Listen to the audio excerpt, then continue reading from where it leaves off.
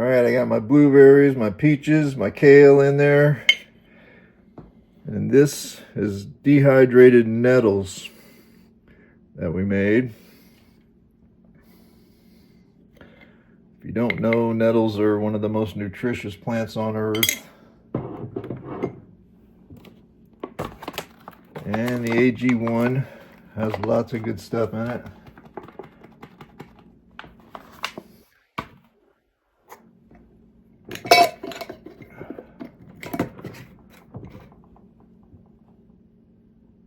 And one more ingredient. Nice Honeycrisp apple.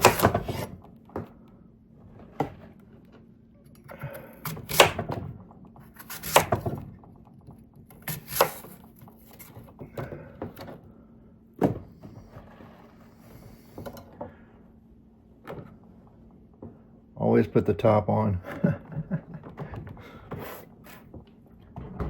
We love our Vitamix.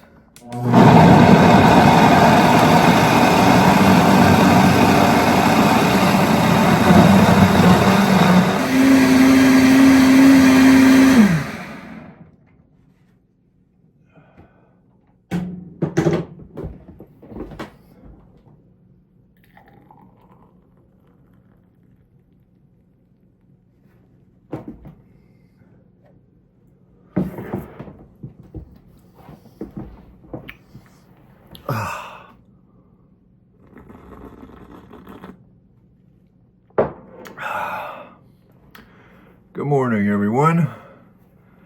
Well, as you can see, I got quite the haircut. It is a once-a-year thing for me, but this is about the shortest I've ever gotten it cut. But it does feel good. And it feels good to be drinking this just about every morning.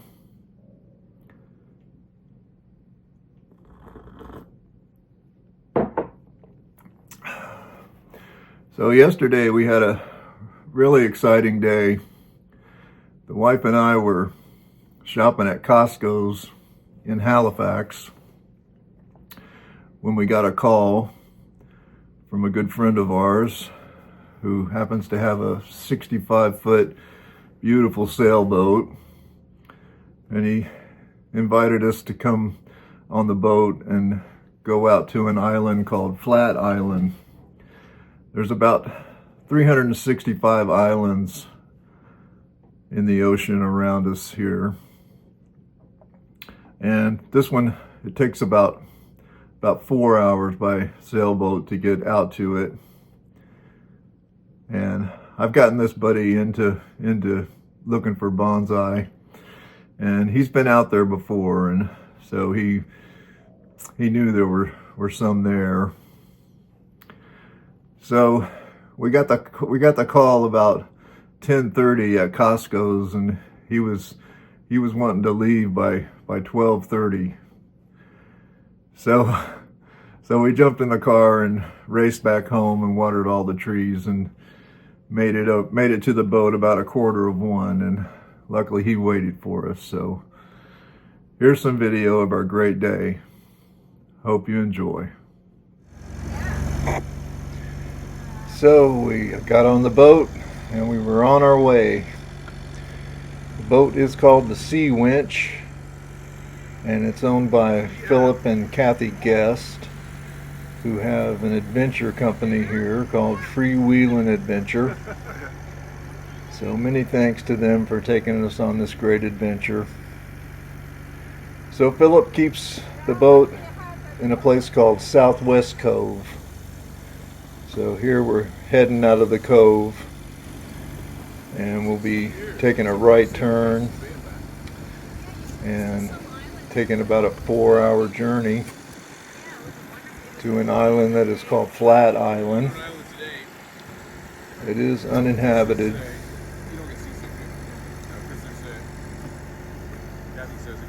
There's the captain. So we're under diesel power till we get out in the open water.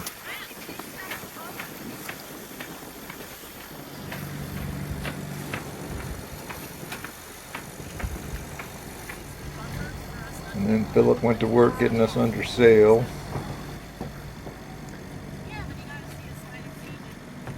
We are in the midst of very warm weather here, but it makes for really good sailing since it always stays cool out on the water.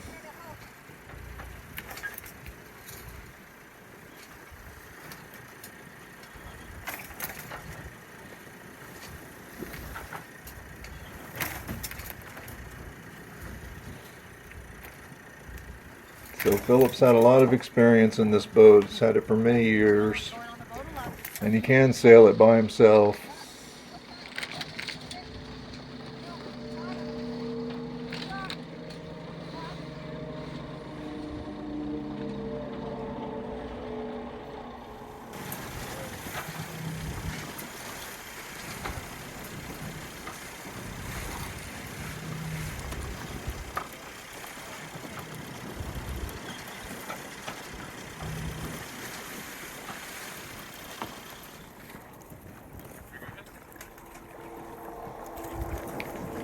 So we got anchored off the island and took the dinghy in.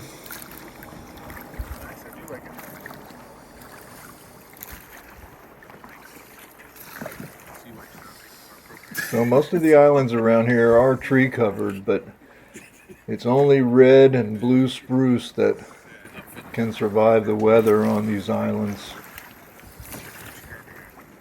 You might see the occasional hemlock tree, but most of it is blue and red spruce.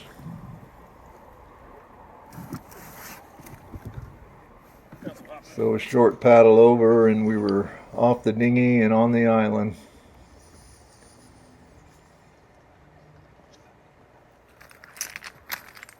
And we took a left turn and started our hike down the coast. So this is extremely rough weather on these islands, and it does kill some of the trees. We happened to get there right at low tide, but at high tide and in a big storm, the sea is right up on these trees.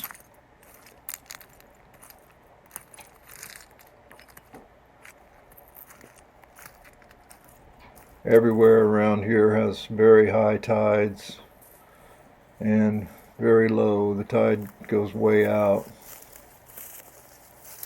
So we just happened to get there at low tide.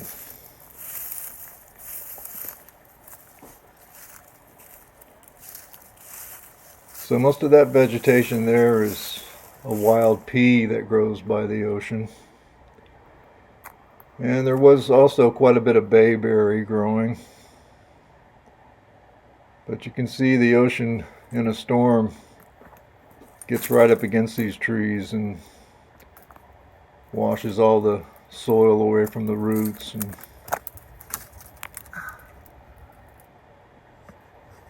there's not many trees that could survive the weather here. But the blue and red spruce are definitely the toughest trees around here.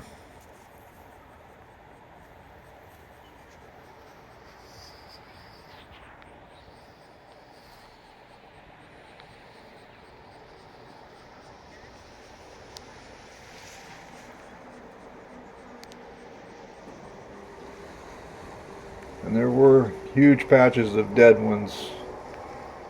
So I'd say only about half of the trees survive in this situation.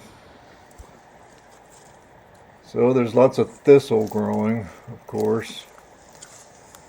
Thistle's tough enough to survive these conditions. And this was some interesting lichen that is growing on this rock. Very dry right now, so I guess it just waits for the rain to come back to life.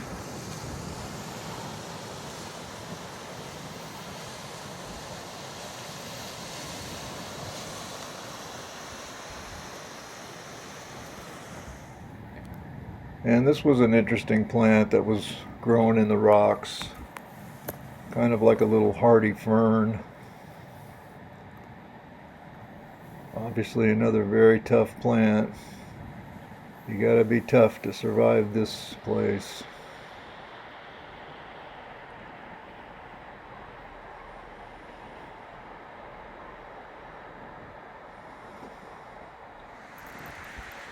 So the other plant that was growing is this mullein.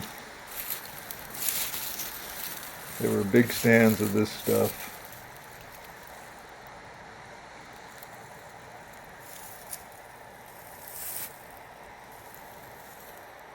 And this is a very windy environment. There's almost always some kind of wind going on here.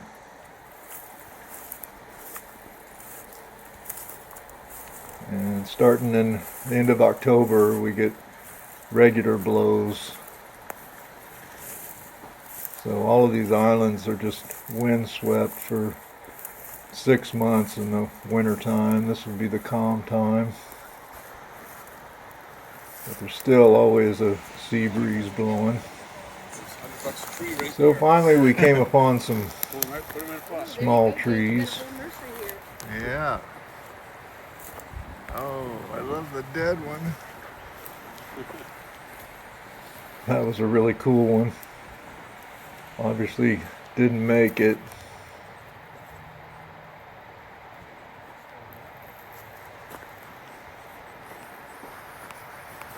Most of them kind of have the same shape, kind of a bush shape.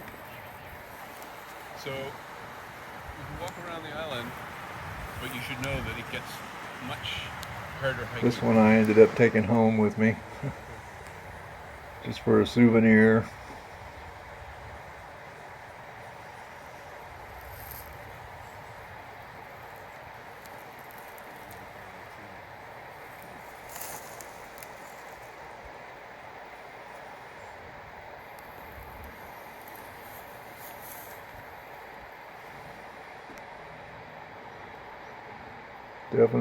Definitely would not be a good time to pull one of these trees out. It's very dry right now.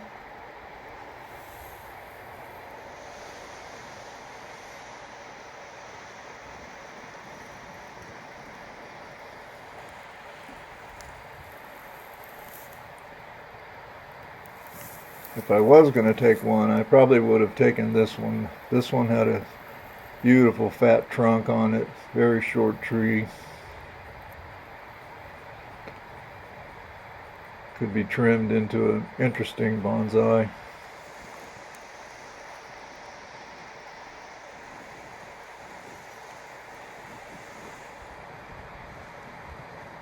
So there was lots of these little shells. I think they're called periwinkles, like a snail. We collected a bunch of those. They'll look nice in the trees.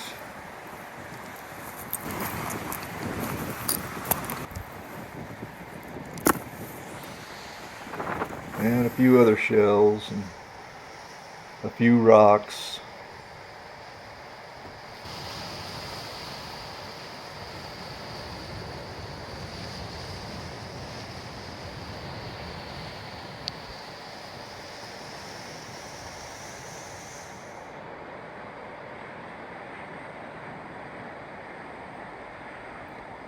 And eventually the boat came back into sight. And we were back on the dinghy and heading for home. Oh, how is that? She's cute. James, see this off. Here, get a shot.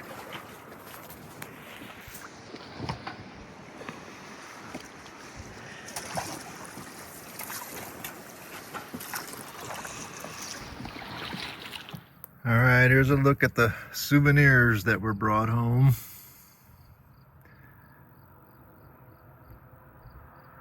This was probably the coolest shell that I found. And there's always a good rock to be had around here. Brought home these 3 rocks for root over rock. And these shells have a beautiful mother of pearl in them and that lavender color on the back of them. Really cool. And here's the one tree of the day. It's definitely not a good time to be collecting trees. But obviously, at some point in this one's life, it was a nice little bonsai tree.